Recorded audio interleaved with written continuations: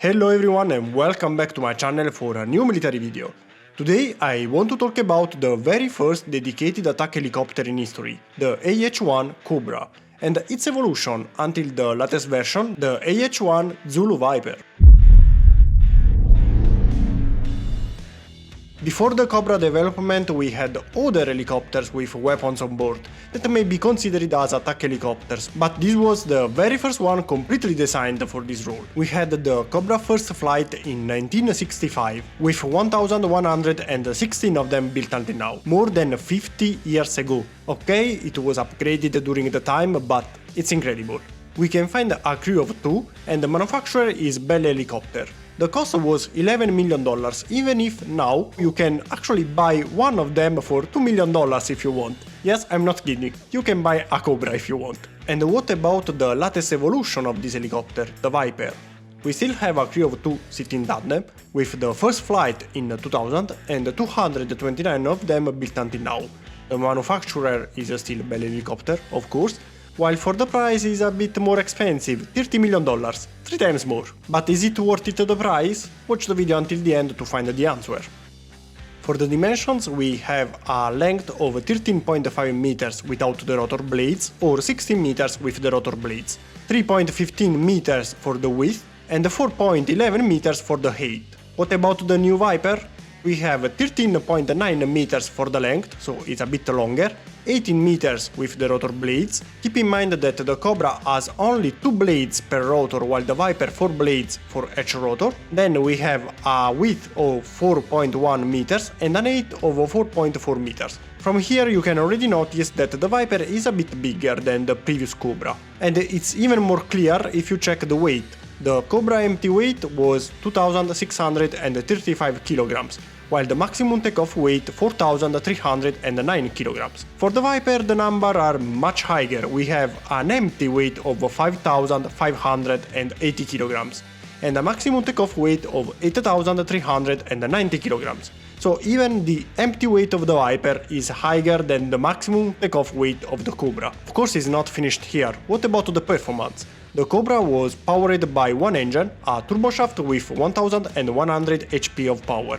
It could reach a maximum speed of 350 km per hour and a cruise speed of 276 km per hour. Then we can find a rate of climb of 6.2 meters per second, a range of 570 km and a service ceiling of 3500 meters. And what about the VIPER?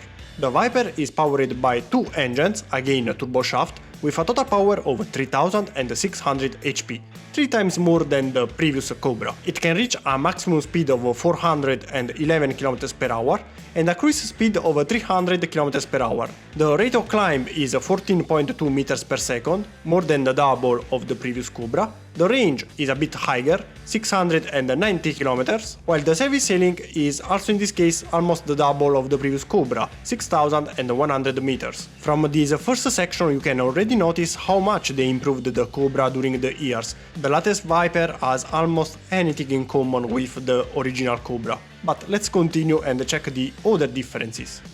It's time for the protections and avionics.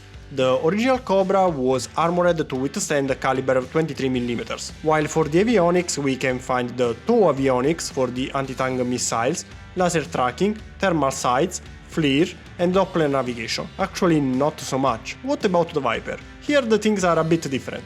For the protection we can find the same armored to withstand caliber 23mm, but in addition we also have electronic warfare suite, radar warning receiver, laser warning receiver, missile warning receiver, infrared jammer, flare chaff dispenser, top all avionics, 4-axis AFCS, 3rd generation FLIR, 4th generation image processor, Doppler navigation and also an optional longbow radar that can be mounted on a pod externally, usually on one of the 2 wings. Even if in this case we lose one of the missiles, so you can have 1 missile and the longbow radar or 2 missiles. After this second section is even more clear how much they improved the COBRA during the years. We started with a simple protection against guns and standard avionics to a protection against guns, but also protection against electronics and missiles, plus much improved avionics. But before I just said missiles, right? Then it's time to check the weapons. The original Cobra at the beginning did not have the most famous main gun that we can see now, but it had two 7.62mm miniguns under the wings.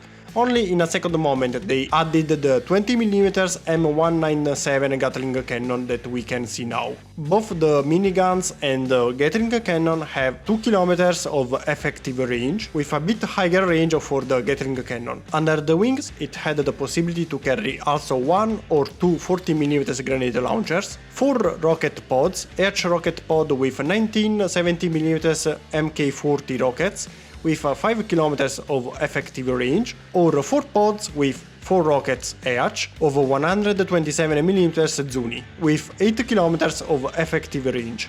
At the end, it also had the possibility to transport missiles, to be precise anti-tank guided missiles, with a maximum of 4 racks and each rack with 4 TOW missiles. The effective range is 4.2 km. Keep in mind that the Cobra cannot transport all these weapons together. The usual configuration is the 20mm Gatling cannon as main gun, then we can find 2 pods of rockets and 2 racks of missiles. And what about the newer VIPER? The main gun is still the same. We have the 20mm M197 Gatling cannon with 2.5 km of effective range.